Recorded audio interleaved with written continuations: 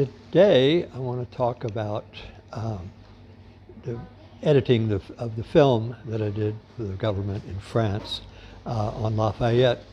This is episode 221. I'm in a warm place, and I have my cup of coffee here. It's great. And what happened was we came to a disagreement on how to edit the film. Because, as I said, the narrator had put some money into the film and demanded to be on camera all the time, 100% of the time. And so I basically quit at this point. I said, I'm not doing that. I'm through with this project, and I'd like to be paid for the photography that I did, according to our agreement. And of course, what happened was they said, well, we're not going to give you any money. And I go, no. You have to give me money to pay for the photography for the work I've done, okay? And if you want to continue to edit the film on your own, that's your business, that's fine, I'll give the film to you. And they said, well, no, we're not going to give you any money. And I said, well, I've got the film, it's in a laboratory, it's in Technicolor, as a matter of fact, and it belongs to me, the negative, and you will not be able to make copies of the film until I give you the film. And they said, well, we're not going to give you any money. I said, fine. And then, of course, after a little bit of time, they began to realize that no film, they couldn't make prints, no way to edit the film, okay?